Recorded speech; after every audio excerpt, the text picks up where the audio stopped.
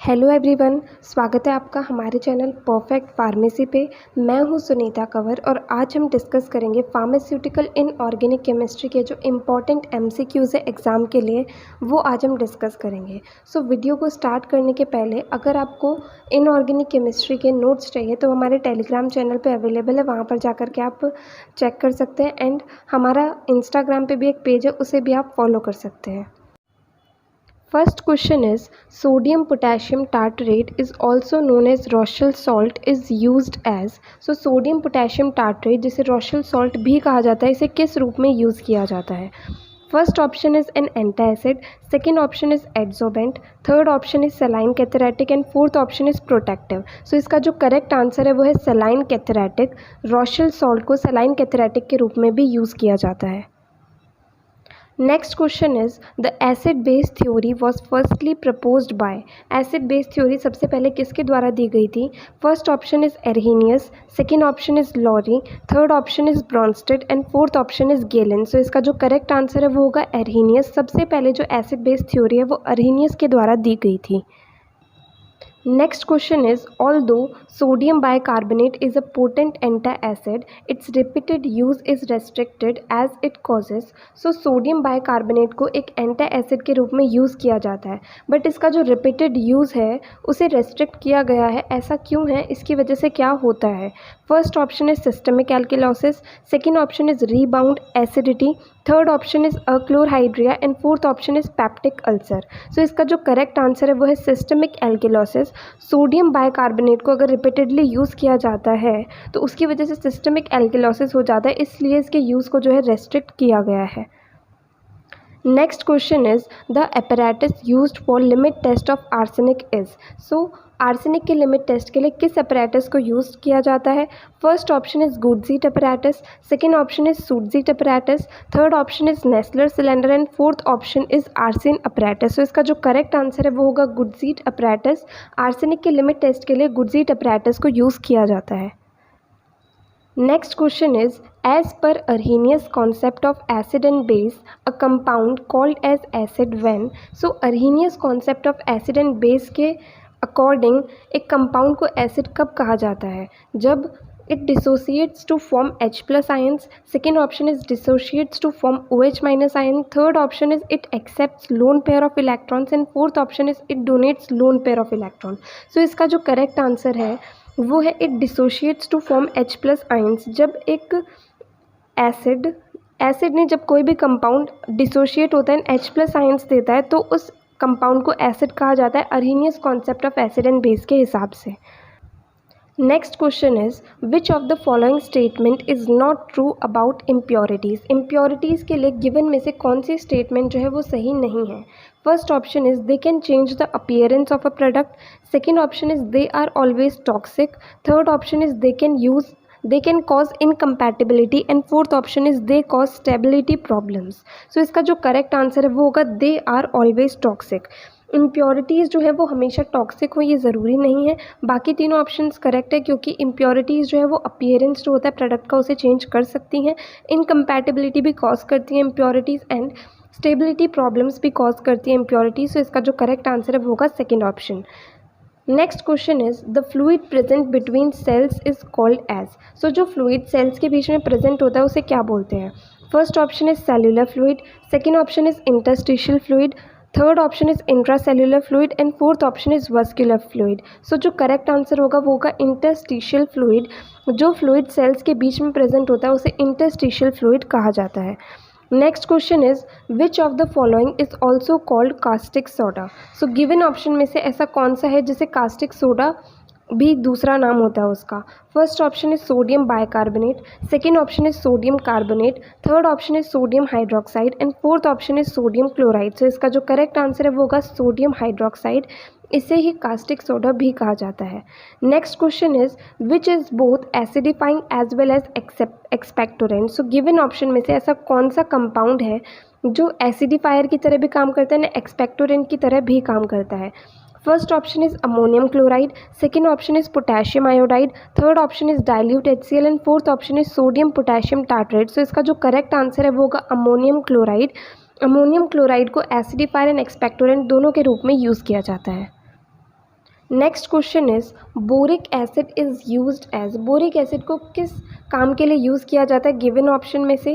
First is urinary acidifier, second option is antimicrobials, third option is antioxidant and fourth option is none of these. So इसका जो correct answer है वो होगा antimicrobials. Boric acid को antimicrobial के रूप में use किया जाता है। Next question is the concentration of standard iron solution in the limit test for iron is. So जो आयरन का लिमिट टेस्ट होता है उसके अंदर स्टैंडर्ड आयरन सोल्यूशन की क्या कंसंट्रेशन होती है गिवन ऑप्शन में से? फर्स्ट ऑप्शन इज 10 पार्ट्स पर million, second option is 15 ppm, third option is 20 ppm and fourth option is 25 ppm। सो इसका जो करेक्ट आंसर होगा वो है 20 ppm। जो स्टैंडर्ड आयरन सोल्यूशन की कंसंट्रेशन होती है वो 20 ppm होती है। Next question is limit test are performed in, limit test को किस अपरेटस के अंदर या फिर किस चीज़ के अंदर परफॉर्म किया जाता है गिवन ऑप्शन में से? First option is Nessler cylinder, second option is measuring cylinder, third option is Kipp's apparatus and fourth option is iodine flask. तो इसका जो करेक्ट आंसर है वो होगा नेस्लर सिलेंडर। लिमिट टेस्ट को नेस्लर सिलेंडर के अंदर परफॉर्म किया जाता है। Next question is hydrogen peroxide is used as, given option में से किस रूप में हाइड्रोजन पेरोक्साइड को यूज़ किया जाता है? First option is antiseptic, second option is acidifying agent, third option is protective and fourth option is antioxidant. So इसका जो करेक्ट आंसर होगा वो होगा एंटीसेप्टिक। हाइड्रोजन पेरोक्साइड को हम एंटीसेप्टिक के रूप में यूज़ किया करते हैं। Next question is dentifrices are used as, dentifrices को किस तरीके से यूज़ किया जाता है गिवन ऑप्शन में से? First option is antacid, second option is emetics, third option is dental product and fourth option is antimicrobials. So इसका जो करेक्ट आंसर है वो होगा डेंटल प्रोडक्ट। डेंटिफ्राइजेस जो है इन्हें डेंटल प्रोडक्ट के रूप में हम यूज़ करते हैं। Next question is dash is a source of impurity. So given option में से कौन सा जो है वो इम्प्योरिटी का सोर्स है?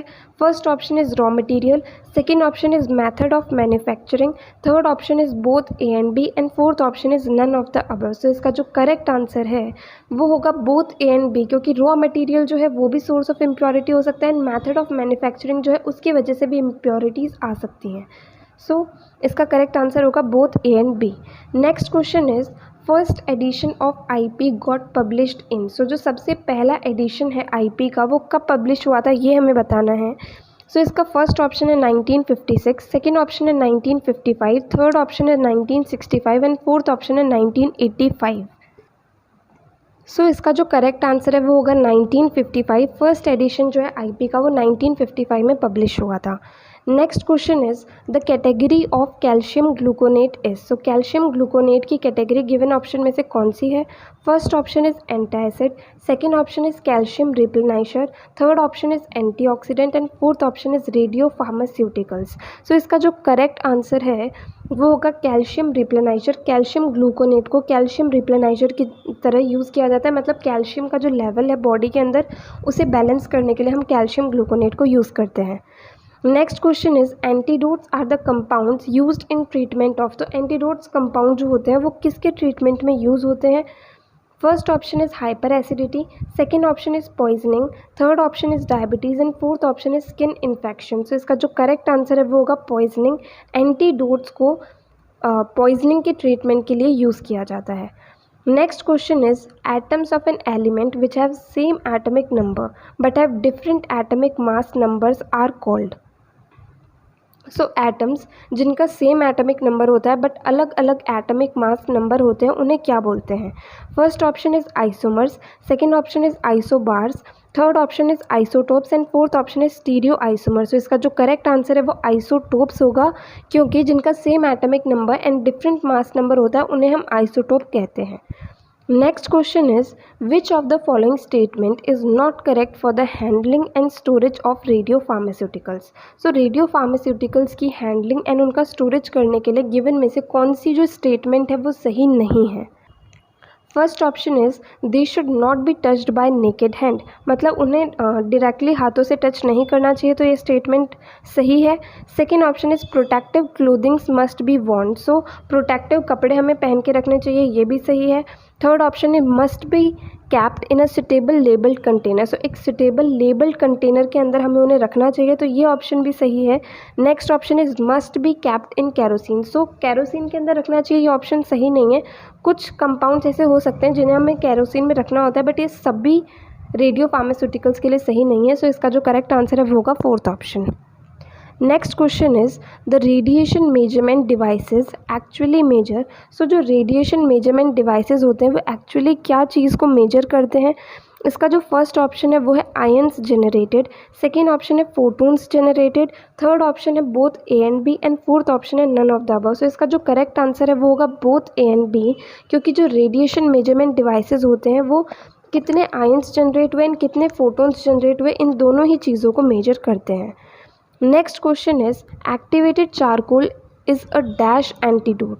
सो एक्टिवेटेड चारकोल जो है वो किस टाइप का एंटीडोट है? गिवन ऑप्शन में से first option is physiological, second option is mechanical, third option is chemical, and fourth option is all of the above. So इसका जो करेक्ट आंसर है वो होगा मैकेनिकल, क्योंकि एक्टिवेटेड चारकोल जो है ये एक मैकेनिकल एंटीडोट होता है। इसका जो फंक्शन है वो भी इसी तरीके से होता है जिस तरीके से मैकेनिकल एंटीडोट का होता है।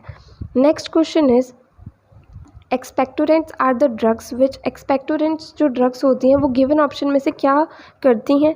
First option is stimulate central nervous system, second option is remove sputum from the respiratory tract, third option is relieves hypochlorhydria, and fourth option is increase urine formation. So इसका जो correct answer है वो होगा remove sputum from the respiratory tract, क्योंकि expectorant drugs जो होती हैं वो कफ से रिलीव दिलवाने में हमें मदद करती हैं। तो ये जो रेस्पिरेटरी ट्रैक्ट में स्प्यूटम जमा होता है उसे रिमूव कर देती हैं, जिसकी वजह से हमें जो सांस लेने में कोई दिक्कत नहीं होती है, कफ जो है उसकी भी दिक्कत ठीक हो जाती है।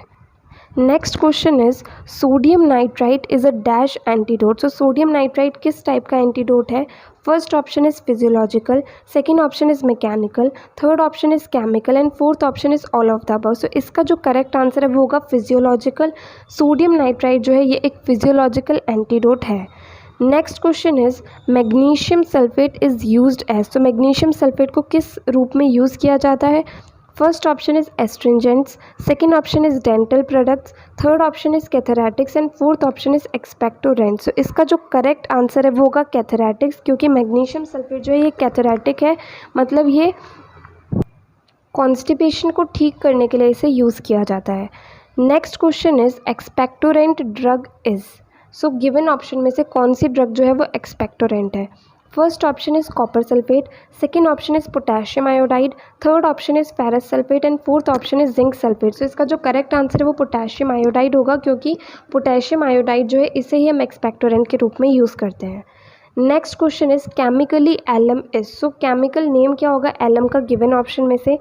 First option is sodium aluminium sulphate, second option is potassium aluminium sulphate, third option is calcium aluminium sulphate, and fourth option is potassium copper sulphate. So इसका जो करेक्ट आंसर है वो होगा potassium aluminium sulphate. Chemically alum का नाम जो होता है वो पोटेशियम एल्यूमिनियम सल्फेट होता है। Next question is aqueous iodine solution is also known as. So aqueous iodine solution का दूसरा नाम क्या होता है? First option is tincture of iodine, second option is Lugol solution, third option is milk of iodine, and fourth option is all of the above. So इसका जो correct answer है वो होगा ल्यूगोल सोल्यूशन, क्योंकि एक्वस आयोडीन सोल्यूशन को Lugol solution भी कहा जाता है। Next question is antioxidants are the compounds which. So given option में से एंटीऑक्सीडेंट कंपाउंड क्या फंक्शन परफॉर्म करते हैं? First option is inhibit oxidation, second option is inhibit reduction, third option is cause reduction, and fourth option is both A and C. So इसका जो correct answer है वो है बोथ ए एंड सी, क्योंकि antioxidants जो हैं वो ऑक्सीडेशन को इनहिबिट भी करते हैं एंड वो रिडक्शन करवाते भी हैं। सो इसका करेक्ट आंसर होगा fourth option. So last question जो है आज के लिए वो है most of the bodies calcium is found in. So body का जो मैक्सिमम अमाउंट ऑफ कैल्शियम है वो कहाँ पर मिलता है? First option is skin, second option is bones, third option is muscles, and fourth option is brain. So इसका जो करेक्ट आंसर होगा वो होगा बोन्स, क्योंकि बोन्स के अंदर जो है मैक्सिमम अमाउंट ऑफ कैल्शियम हमारी बॉडी के अंदर मिलता है। सो यहाँ पर आज जो हम क्वेश्चन ये जो MCQs अभी हमने डिस्कस किए हैं, इसकी जो PDF है वो मैं टेलीग्राम चैनल पे अपलोड कर दूँगी, तो वहाँ पर आप चेक कर सकते हैं। अगर आपको इस वीडियो के अंदर कोई भी डाउट आया हो तो आप कमेंट सेक्शन में पूछ सकते हैं। और अगर आपको ये वीडियो हेल्पफुल लगी हो तो इस वीडियो को लाइक करना, ज़्यादा से ज़्यादा लोगों को शेयर करना और चैनल को सब्सक्राइब करना। थैंक यू इस वीडियो को एंड तक देखने के लिए।